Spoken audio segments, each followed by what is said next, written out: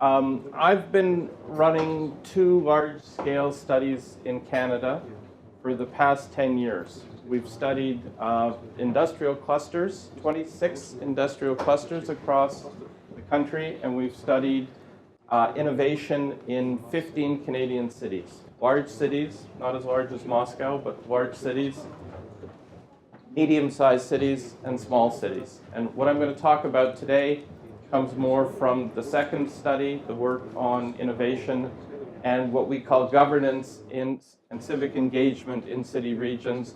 And my major point I want to talk about is why what we call civic engagement is important for promoting innovation and how the successful cities in Canada are increasingly doing this.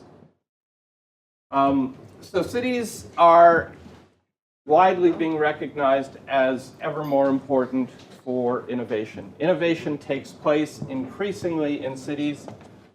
So we talk about a paradoxical consequence of globalization, that as the world becomes more global, space, location becomes more important, not less important. And we talk about innovation can be found, good ideas can be found anywhere in the world, but the reality is they're more concentrated in a smaller number of places, not a larger number of places. And those are places where there's an important location of key assets. The reason for this is that knowledge requires proximity. To create new and innovative ideas, we need to be closer to each other. The best ideas happen when people run into each other accidentally. The Japanese call this ba. They call it creating a space for accidents to occur and new ideas to come about. Google builds this into all of their offices. All the Google offices have spaces where people have to go and take coffee together just so they will meet and interact. So in larger cities, you get a bigger concentration of people, much more variety. Smaller and medium-sized cities, not the problem in Moscow, but in other cities in Russia, it's more of a challenge. So as I said, we use the expression a lot, the world is flat, which means it's increasingly globalized. But one of my colleagues at the University of Toronto, Richard Florida, likes to say, actually, the world is spiky. And by spiky, he means the research and innovation centers are much higher in a few places than all over the world. But older regions, cities that were once industrial centers, where there was strong industry in the 40s, the 50s, the 60s, these kinds of cities face special challenges. So in the United States, Detroit, Pittsburgh, Akron, Cleveland, the cities that were the heart of the industrial US, all are facing greater challenges today because they're not the home to the new innovative sets of ideas. Silicon Valley, Research Triangle in North Carolina, Austin, Texas, that's where the innovative ideas are happening. So it's always more of a challenge for the older industrial centers. Size is important because size attracts more size. The greater the number of firms you have, the more talented and creative workers want to come and work in those cities. And the larger the labor pool of talented and creative workers, the more that will attract and draw firms in. So again, these work well for large cities, more of a challenge for the medium and smaller cities. But we also talk a lot about the importance of resilience.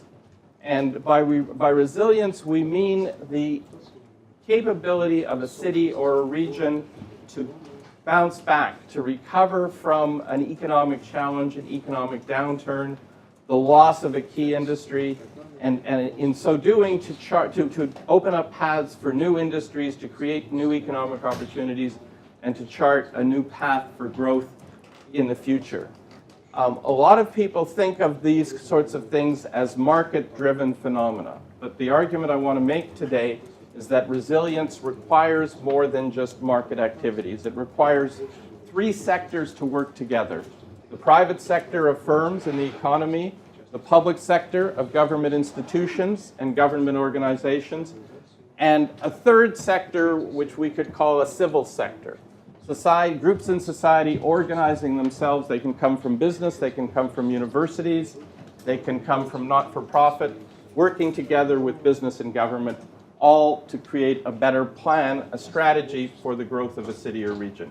So successful regions build what I call institutional capacity. They build the capacity to work together more effectively and plan their future, their economic future. The key part of this is what we call civic engagement. By civic engagement, we mean the involvement of citizens in the economic well-being of their future. So the economic well-being of a city is not just the responsibility of government. It is not just the responsibility of a few large, successful firms. It's the responsibility of a broad cross-section of the community in a city or region. And we have to recognize that successful outcomes depend on, Bill used the phrase, innovation ecosystem. So an innovation ecosystem involves firms, government, universities, technical training institutions, specialized technology transfer institutions, civic associations, all working together effectively.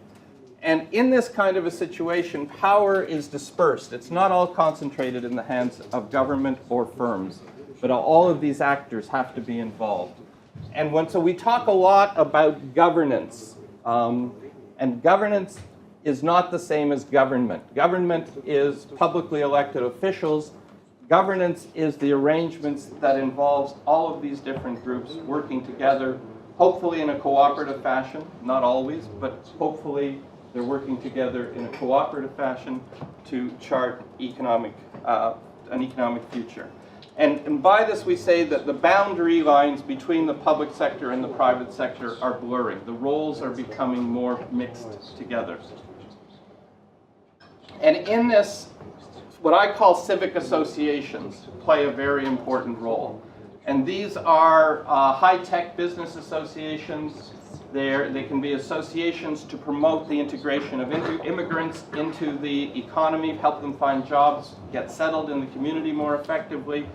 But they're networking institutions. They're institutions that create connections between different people or different actors in a city region. They can promote awareness of the city region, attract new business to the city, help firms in the city increase their export capacity. They can develop some of the successful cases I'm going to talk about in a few minutes. One of the most important things they do is they create mentoring programs. Successful firms help new startups learn how to succeed in the startup business.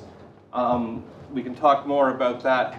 And they work with multiple levels of government. They don't just work at the city level of government. They can work with the state government. They can work with the federal government to find programs that can finance new initiatives in the city region.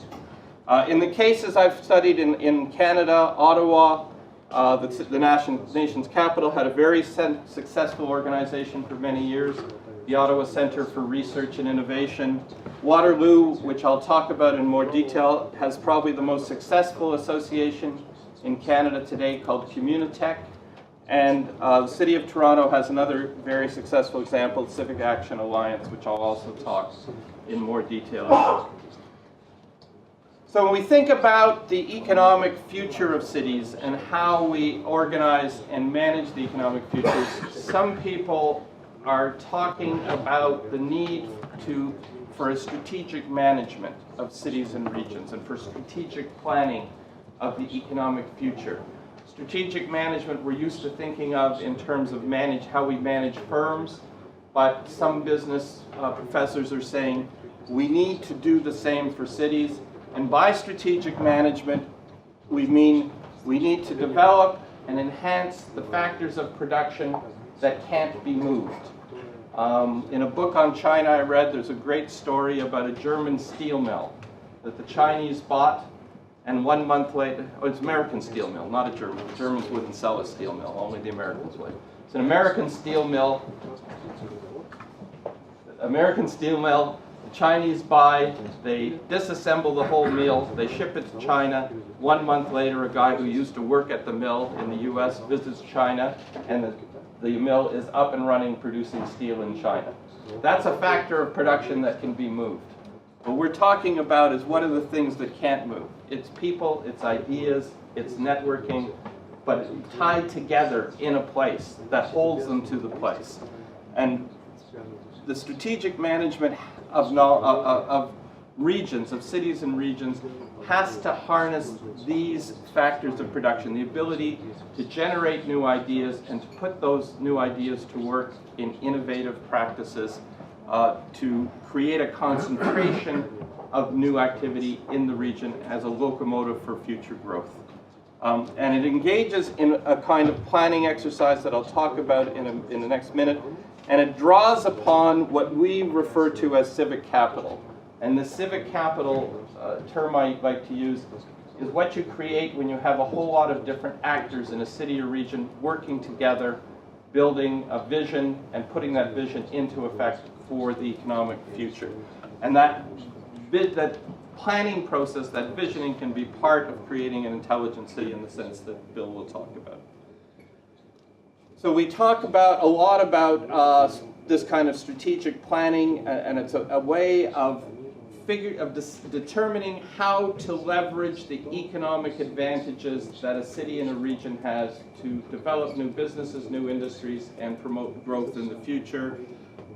It requires assessing what all the factors that create economic advantage are: workforce skills, R&D capacity, creative elements in the city, quality of infrastructure, including telecommunications infrastructure, these kinds of institutions that promote collaboration, and obviously networks and clusters in the city region.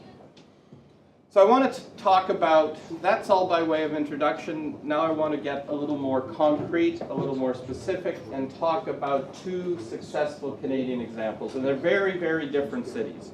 I want to talk, the second one is going to be Toronto, which is the largest Canadian city, closest thing we have to Moscow, but maybe half the size of Moscow. But the smaller one is Waterloo.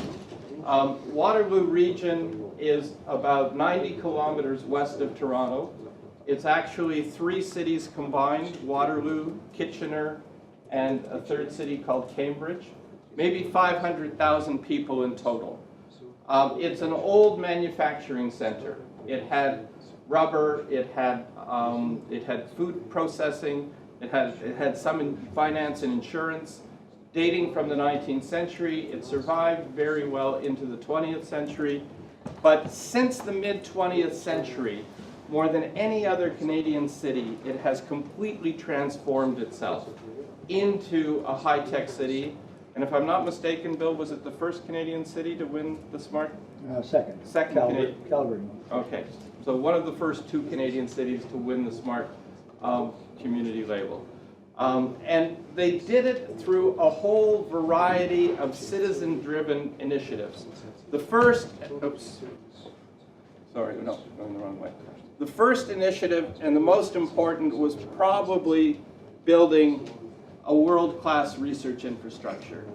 In the 1950s, leading executives in the city decided they didn't have an engineering school in Waterloo, and they couldn't convince graduates of the engineering school in Toronto to move to take jobs in Waterloo.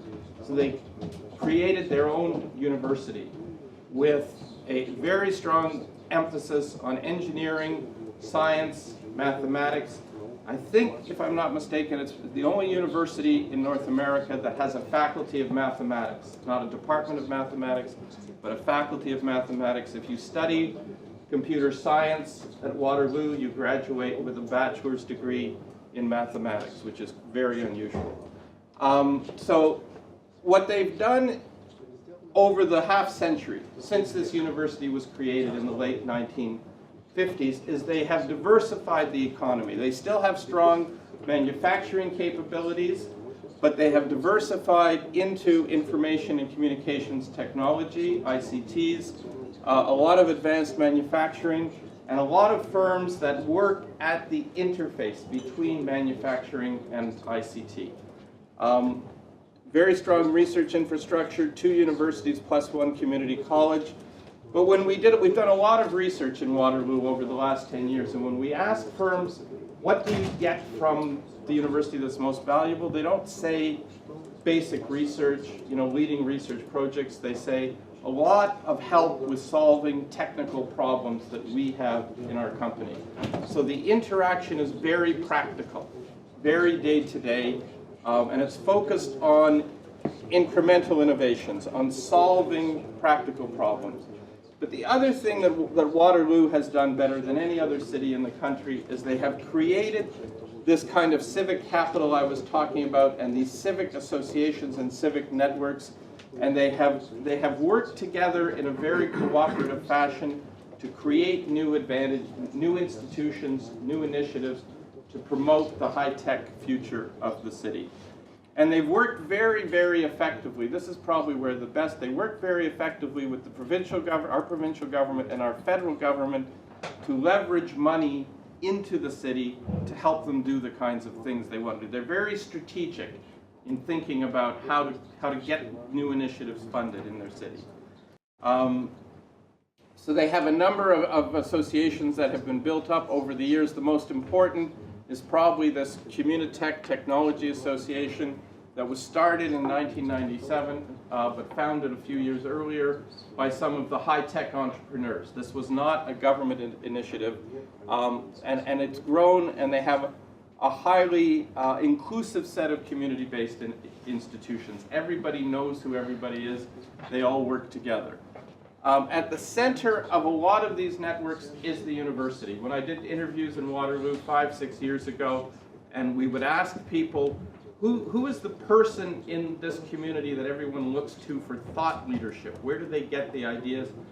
Overwhelmingly, they would say the president of the university, a very commanding figure with a lot of respect throughout the community. The university's also been very strategic at building initiatives to promote technology transfer and to help incubate new firms. They've built a research and technology park on the north side of the university campus, and more recently they've built a digital mobile hub and accelerator, which I'll talk about in a few minutes. The other thing, though, that is very, very different about Waterloo than any other city I've ever studied is there is an incredible tradition by the business community, the most successful business leaders in Waterloo. You can translate into the Russian equivalent. They have a high tradition of giving back to the universities. So the president of BlackBerry, of the company that made the BlackBerry, is the leader in this. He is a firm believer in theoretical research, and he has founded 2 research institutions at the university. The first is the Perimeter Institute for Theoretical Physics, and more recently he's founded something called the Institute for Quantum Computing. He has one of the top research scientists in Canada, now runs this Institute for Quantum Computing, and he is talking about creating in Waterloo what he calls Quantum Valley. The quantum computing equivalent of Silicon Valley, he says, will be in Waterloo. That is his ambition, that is his goal, and it's going to be based on the research that they are undertaking and carrying out today. And he's gone out and started a venture capital fund to finance new spin-off firms coming out of the research being done there. But this is his personal money. His personal money, but he puts his personal money in first, and then he gets government money in afterwards. He seeds all 3 of these were seeded with personal money from the entrepreneurs, but then once they had the personal money, they convinced government to put public money in as well. His former partner running Research in Motion, created something called the Center for International Governance Innovation. He believes that the biggest challenge we have is how are we going to govern the world more effectively, how are we going to create these new kinds of institutions, not at the local level, but at the international level, and that's where he has put his emphasis. The one thing that they are doing is spreading the innovation and the creativity out through the whole city. So historically, the 2 cities were very different. Kitchener, the first city, was an old industrial city, Waterloo was a new city, more a suburb, more residential, until they put the university in it. In the last 50 years, Waterloo has become the high-tech part of the region where the information and telecom firms are located. Kitchener has suffered because some of the older industries are dying, have moved away, or downsized. So the strategy in the last few years has been to move some of the new high-tech activities from Waterloo back into Kitchener, into the older industrial city. Jane Jacobs, a famous urbanist who moved from New York to Toronto. Anyone heard of Jane Jacobs? No? She writes a lot about cities, right? Everybody knows Jane Jacobs. Good. Okay, so Jane Jacobs has a famous phrase that we like. New ideas occur in old buildings. So brownfields are the most important site for incubating and creating hubs for innovation and creativity. In Waterloo, they have taken a building called, in Kitchener, they've taken a building called the Lang Tannery. In the 19th century, this was the largest tannery, tanning leather hides in the British Commonwealth, and they have converted it into this digital media and mobile accelerator hub called the Communitech Hub, which is located in this part of the building. The second floor here has Google's headquarters in Canada, and the third floor here has a very successful Waterloo startup firm called Desire to Learn, which makes very high-end, very successful educational software. All in the center, this is downtown Kitchener, all in the center of the older industrial city. So they're starting to move some of the innovative activities out of the Waterloo part of the city into the older and spread it throughout the region. This center is very interesting. It provides space for corporate and academic communities to converge. It combines the expertise in digital media and mobile technology. They've made connections with Stratford, Ontario, which is a center for culture and theater about 30 miles west of Waterloo. They've tied it in. But the leadership for this was provided by some of the largest private firms in Waterloo. OpenText, Christie Digital makes the high-end digital projectors that they used in the Beijing Olympics. RIM makes the BlackBerry.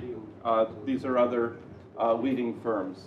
So they had barely had it open for a year. They have incubators in it for firms. They have an incubator for students who are at the University of Waterloo. Students can, from the time they move into residence, students can declare they want to be entrepreneurs, and they live in a residence just with other students who want to be entrepreneurs. And then they have created a space in this mobile hub for the student entrepreneurs to incubate their firms in a room right next to where sort of older, more experienced people are incubating their firms. So they're throwing the students right into the same environment, working with them. And this was funded cooperatively. So the private firms put up about half the money, a quarter of the money came from the federal government, and a quarter of the money came from the provincial government. But it was all driven by, the whole initiative was driven by the community-based association, Communitech, a real driver. Toronto is very different. Toronto, as I said, the largest city in Canada, about 6 million people in the Greater Toronto area, and about 8 million if we include the wider region, including Hamilton. It's the most diversified economy in Canada. It still has a lot of manufacturing, auto parts, aerospace, food processing, but a lot of high-end, knowledge-intensive business services, particularly financial services. It's the third or fourth largest financial center in North America, and very, very strong cultural and creative industries: film, television, media, live theater, sound, music, sound recording, digital media. So all of these you find in the Toronto, and it scores very high on what Richard Florida calls creative occupations, or bohemians. The challenge in Toronto is size, like probably in Moscow. It is big, it is diverse, it is spread out. We have traffic problems. It is very hard to get from one end to the other.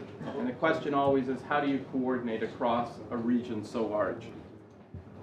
So this is the city of Toronto itself, and in the center. And this is the Greater Toronto region. All these parts around the city comprise the Greater Toronto region. when these, it's too complicated to explain, but each of these bubbles represents a sector or a cluster of industrial activity where Toronto scores strong. So manufacturing, finance, arts and entertainment.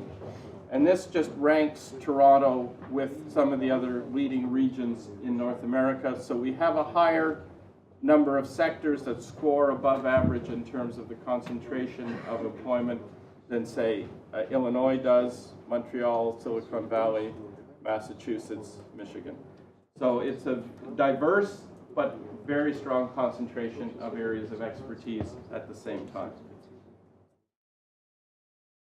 We've studied innovation in a lot of the different sectors in Toronto. Cultural and creative sectors, biomedical, finance, advanced manufacturing, auto parts. We find the pattern of innovation varies greatly. So some of them draw more. Biomedical draws very directly on the university research infrastructure. Toronto has the 4th highest concentration of biomedical researchers of any city in North America, after Boston, San Francisco, San Diego. So very it's successful that way. And the cultural and the creative sector is very important because it's the cultural center for Canada. So a lot of talent comes out of the universities and the colleges in Toronto, goes to work in this sector. But it's very, and this is very, our cultural sector is very strongly supported by government. So a lot of finance and support from our government. So I want to talk just briefly about the financial sector because it's so important. We have a very strong concentration in Toronto of both finance and information and communications technology. And in the recession 2008-2009, this offset the losses in manufacturing and provided stability for the region. It's been targeted as a potential area for future growth in the city. And we're focusing on emerging white spaces, new areas of opportunity, particularly security. So we've created a special center at the university that is supporting the financial services industry, focusing on using software more effectively to create greater security in financial services. And this sector also has its own very strong industry association, the Toronto Financial Services Alliance. That's just a map of, I'll skip over this, it's a map of the location. Financial services are concentrated right in the downtown core. The yellow are the information and communications. A lot of these are older industrial and warehousing sectors where a lot of the new digital media firms are based in Toronto. Last thing I want to talk about is this civic association in Toronto. It's played a very strong, very active role over the last 10 years. It was founded by a group of 50 civic leaders from the private and the communities, business and community sector. They came together out of a forum that was originally organized by the mayor of the city, and they put forward an agenda for action for things that they thought the city needed and an agenda that they were going to push forward, and weren't going to wait for government to take action on. Over the last 10 years, they've involved over 8,000 people with different initiatives, and they do a lot of time lobbying governments to get them to take different actions. These are some of the many things they've done. They created an alliance to promote research in the Toronto region. They created a council to help new immigrants into Toronto settle in the region more effectively. They created a task force to look at weak, poor, underprivileged neighborhoods in the city and to target specific actions to help strengthen those neighborhoods. They created a task force on income security to help people get jobs, improve laws to help people get jobs more effectively. This is probably the most notable event. They created a major cultural and arts festival called Luminato. Happens in the first week and a half of June every year in Toronto. And it's only about 5 or 6 years old, and it's become quite a dynamic and important cultural event. So just some examples, and the current initiative they're working on is assisting the city and the provincial government to improve rapid transit in the Toronto region. that's subject for a whole other conversation that we won't have. Happy to answer questions on. So in conclusion, what do I take away from all of this? I have a colleague several colleagues in Canada and one in Austria who likes to say one size does not fit all. What we mean is every city region is different. What works in Toronto won't necessarily work in Moscow, it won't work in Petersburg, St. Petersburg. So cities and regions the policy needs to be tailored to the specific circumstances. Cities and regions need to develop their own organizational capacity, and particularly the kind of institutions that I'm talking about. They need to determine themselves. They need to undertake collective planning processes, the kind of strategic planning that I've been talking about. And they need to formulate these innovation-based strategic plans. And these plans, just to conclude, they can't, in our context, in the United States and Canada, we're coming to the recognition that these plans can't just come from government. They can't just be government plans.